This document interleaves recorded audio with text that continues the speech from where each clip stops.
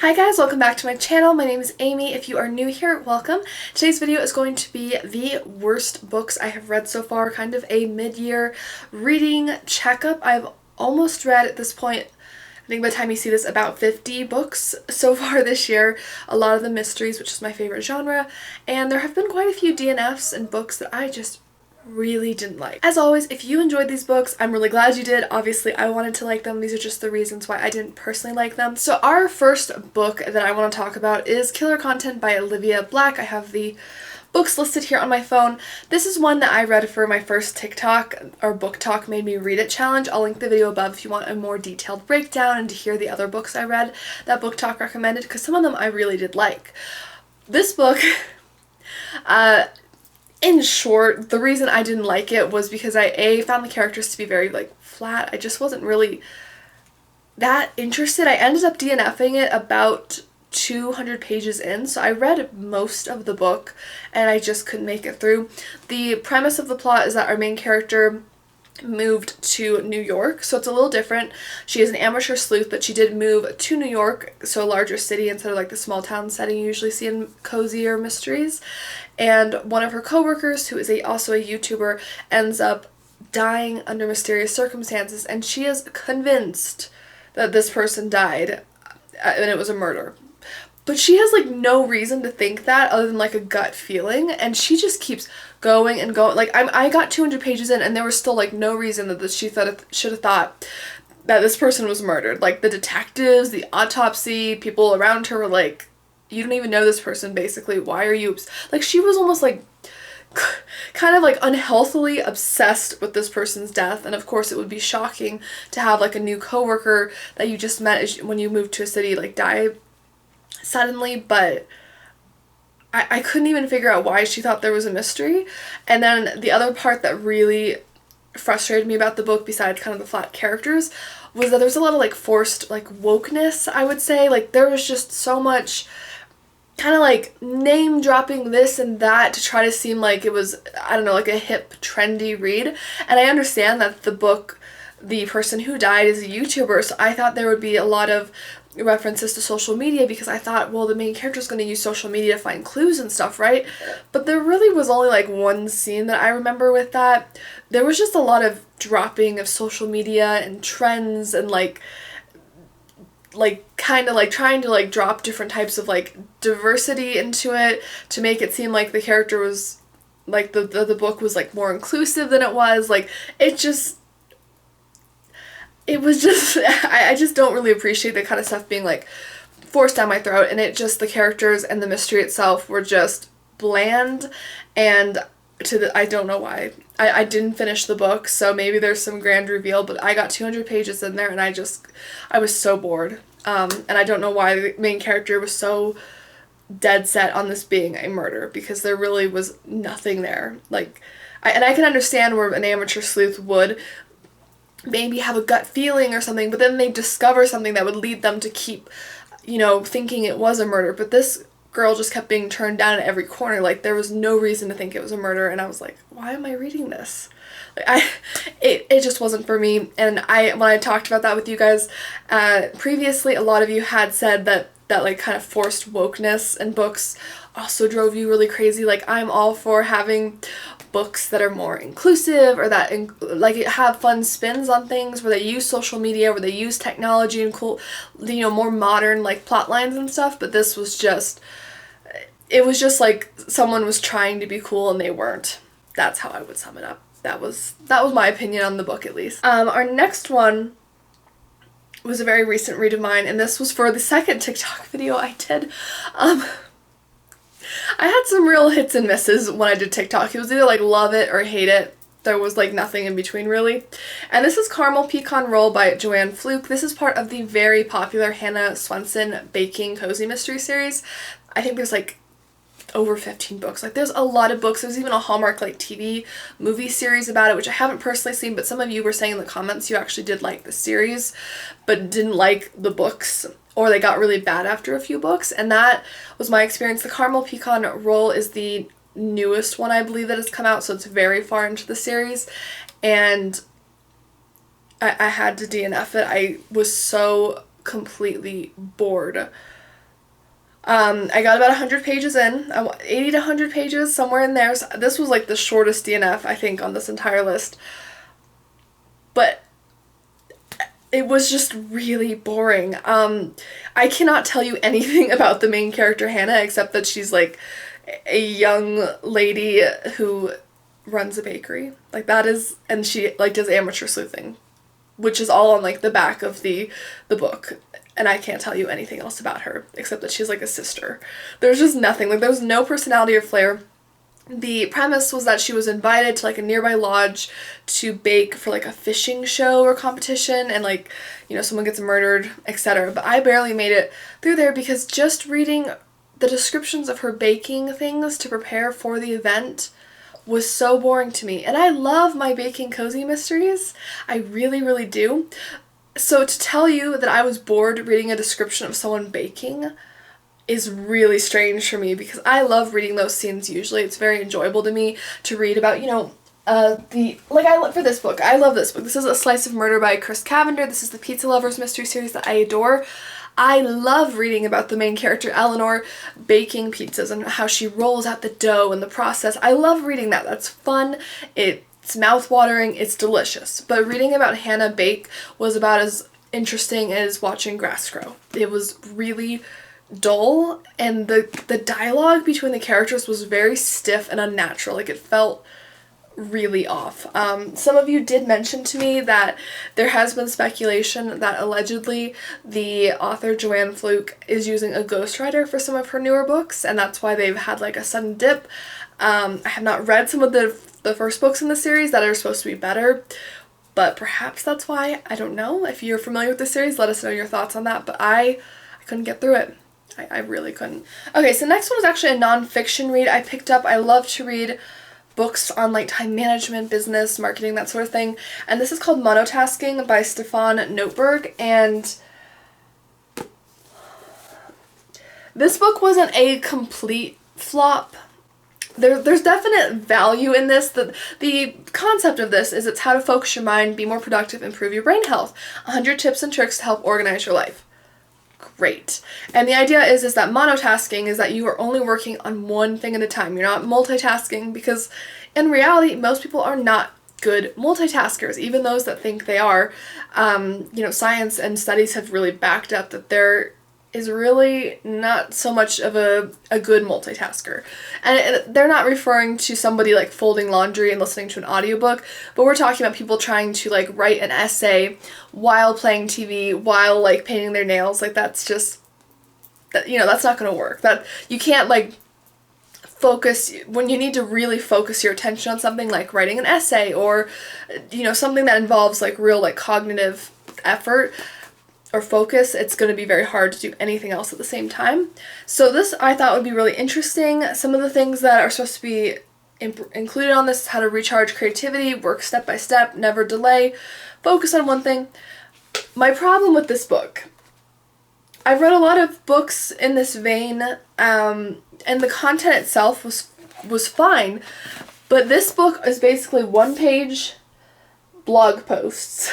So each page is like its own tip, and that's what this entire book is. And there's like little kind of frequently asked questions sections at the end and beginning of the chapter, but there's nothing that really ties it together for me.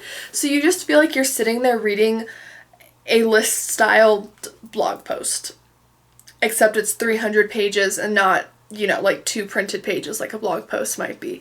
So it was just so overwhelming to have that much information in a list style with nothing to really bring it all together. So my criticism is not so much with the actual writing or the information. I thought that was actually quite good. I think I gave this like 3 stars. But the formatting, like, there needed to be something to bring it together, like each chapter to really like help you incorporate the tips into your life instead of just kind of listing them and expecting you to somehow absorb 100 tips and be able to apply them without real advice on how to apply them. So that was my personal criticism with this. Yeah, that is essentially it. I really, like, I think if they just took this information and rewrote the ending and beginning of the chapters a little bit and like kind of reworked the formatting, I think it would be really good, but it just, the way it was set up for me, it was very monotonous to read through like that and overwhelming, and it didn't, the information really didn't stick very well. Like other nonfiction books I've read that are about like improving parts of your life have really pulled it together and used storylines and things to really like cement the ideas and concepts that they want you to take into your own life. But this didn't do that at all, and it just, it like nothing stuck really. It was hard to get through, it was boring, it was very monotonous to read through, and it just didn't stick. So my criticism, again, with the formatting of this and just the structure, not so much the actual information. Okay, so our next one is a mystery. It's called As Gouda as Dead by Avery Aames, and this I read back in like February. It was for a Valentine's Day cozy mystery video, and this was partway into it. It's the Cheese Shop mystery series, I believe, and yikes. So this was another case, I think, where people said that the beginning of the series was better. This book was like maybe 6 to 8 books in, but I picked it up because I wanted a seasonal read. And you know, most cozy mysteries you can jump in, even though I do prefer to read them in order. Sometimes I will jump in if I'm trying to read books for like a seasonal video or just because I want to read a holiday themed one or something.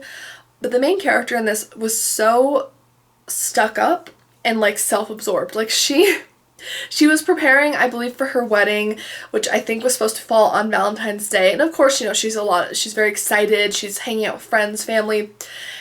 But she was so, like, self-absorbed and, like, rude to everyone in this book. And there was also some, like, really awkward scenes that just felt very, like, thrown in there and, like, forced and didn't flow at all with the rest of the story. I did end up DNFing it, I think, about halfway through.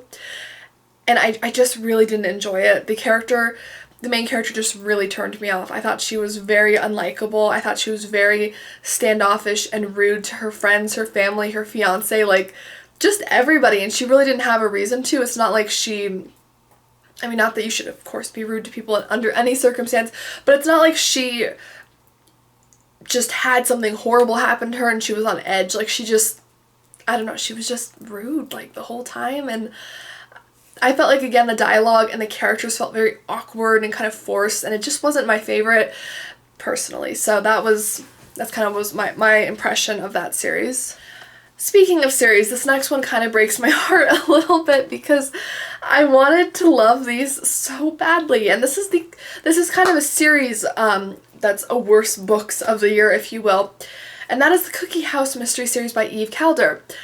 I loved book 1 of this series. It was a 5-star first book of the cozy mystery series, and I was so impressed because the first book in a cozy mystery series can oftentimes maybe feel a little repetitive. There's like a lot of setup involved with getting the setting and the town, and oftentimes a lot of similar tropes are used, like the character moving back home or, you know, fleeing a bad relationship, moving to a small town, something along those lines.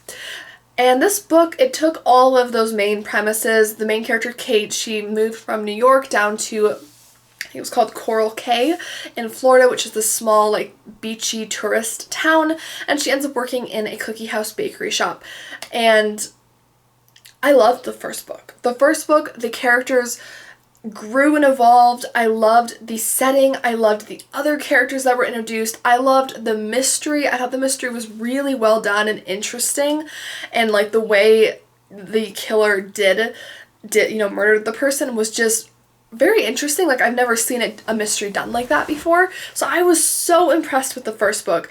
I waited on the holds list at my library for like 2 months before I got the second book, which I believe is called Sugar and Vice. And I was so excited. And this is where it goes downhill. It's always hard when you love the first book because you're always going into the second book like, I hope I love it just as much. But I went from 5 stars on the first book to 3 stars generously on the second book. I had to force myself really to get through that. Like, the characters themselves were still pretty good, but the mystery was really convoluted. I felt really bored by it. It seemed like it was moving very slowly. I didn't have like a clear concept of time or what was going on with the mystery. It was hard to follow, honestly. And after the first book, which was easy to follow, interesting, and I was really engaged with it the whole time, I was really shocked that book 2 was so sluggish and like uninteresting to me. But I was like, okay, it's just book 2. Maybe it was just a fluke. Maybe it was a fluke. So I picked up book 3 from my library, which I can't even remember the name. It was very unmemorable. I will pop a picture on screen so you can see it. This I DNF'd. I only got like 100 pages into this. It was like a soap opera, not a mystery book. And of course a mystery book has lots of drama in it. You know, of course there's drama in it, but this was like focused on her friend's, her friend's relationship and like a missing groom, and there was like a reality TV show, and it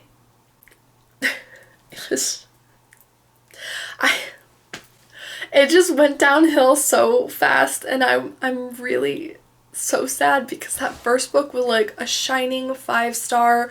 Like, I remember sitting there for a whole weekend and reading that book in like 36 hours. Like, I basically spent a weekend just devouring that book and loving it, and I was so excited for book 2 and 3.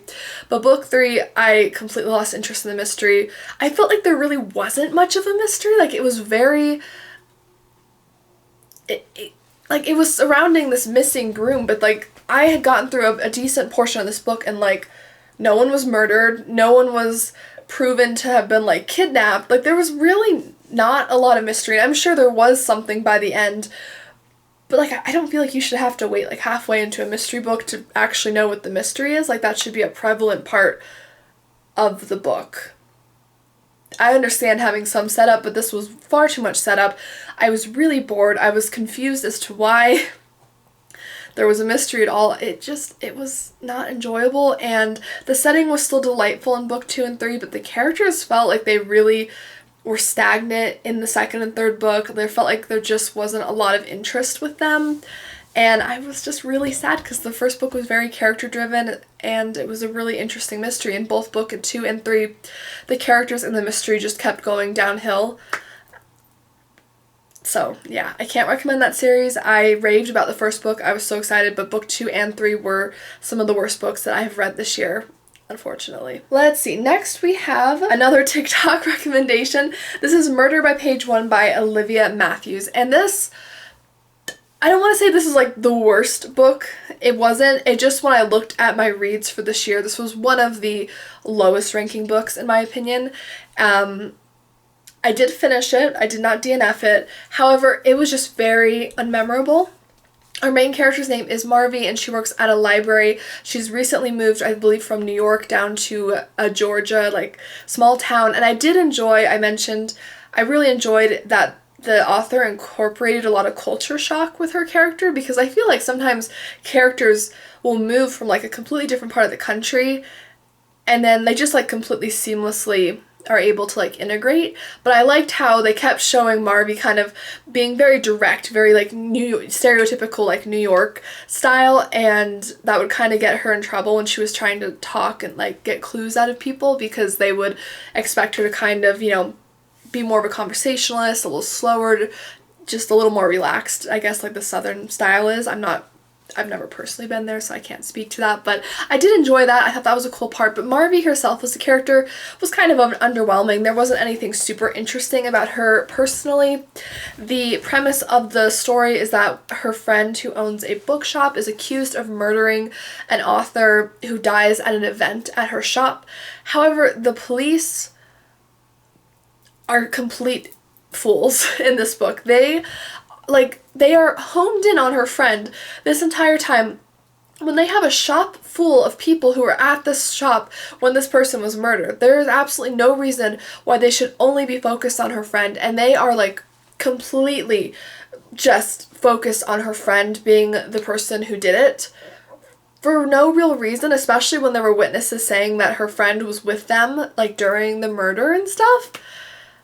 So the police were complete idiots. Like, I appreciate, like, some cozy mysteries, you know, sometimes the cops are a little incompetent, and that helps the amateur sleuth slide in and, like, do their job for them. But these guys were just, I mean, it was like, really bad. Like, so unbelievably bad. Other parts I didn't enjoy. The characters were pretty flat. The mystery was just okay. The cops were irritating. It was just very... it was just very unmemorable. There just wasn't really anything that was super great about the book. I don't plan on reading more from the series. It was 3 stars at best. Like, that was kind of a generous rating, I think. Probably like a 2.5 stars, more accurate. It wasn't horrible. It's not like I feel like I wasted a few hours of my life reading it, but it just wasn't like thrilling or exciting. So that's kind of how I felt reading that book. Not my favorite. A lot of you also had mentioned when I talked about that book in that review that you had read that and also found it was just kind of okay. Like, there just wasn't anything that made you want to keep reading more from the series, so that's kind of why it fell in this video for me as well. And lastly, I have another nonfiction. It's called Range: Why Generalists Triumph in a Specialized World, and this is by David Epstein, and I will be brief with this. I only read the first 150 pages of this, and I thought this book sounded really interesting. However, despite getting halfway through the book, I still can't tell you what the author's point was. I'm assuming based on the title that his point was to explain why generalists triumph in a specialized world. However, his points were all over the place. It was a very stuffy writing style, in my opinion. It wasn't enjoyable to read. It wasn't very interesting or engaging. And the points he made were just, they weren't explained well, in my opinion. Like, I picked up the book at the library because I wanted to understand why generalists would maybe do better in the world than like a specialist, because oftentimes people are told to niche down and become specialists in a field or something. So I was curious to see the opposing side of that argument, and this book really left me with nothing in terms of why generalists are doing better or would do better. Like, there were some examples, but they just didn't, none of the points came together for me, which is why I stopped it, because the book itself, the writing was stuffy and kind of drab for me. And I like nonfiction, but this was pretty stuffy. And then the points themselves, it just, nothing really came together at all. So I wasn't enjoying it. I wasn't really like learning much from it as I was going. So that's why I dropped that book. And that wraps up our worst books mid-year here. I am planning on doing one of these again at the end of the year because it's just really fun to kind of go back and reflect over the entire year. So please let me know what you think down below and what your least favorite books so far have been this year. I hope you haven't had too many. I've had more than I'd like. There's definitely, but I have been experimenting, I think, more and trying to read just different things, so perhaps that's why. But anyways, that's the end of this video. Please let me know down below what the worst books so far for you have been this year. If you have read any of the books I talked about, let me know what your thoughts were on them. Even if your opinion is different, I always love to hear what your opinions are. And don't forget to like and subscribe. I do post book and mystery book content every single week on this channel, and I don't want you to miss out. I'll see you guys soon. Bye!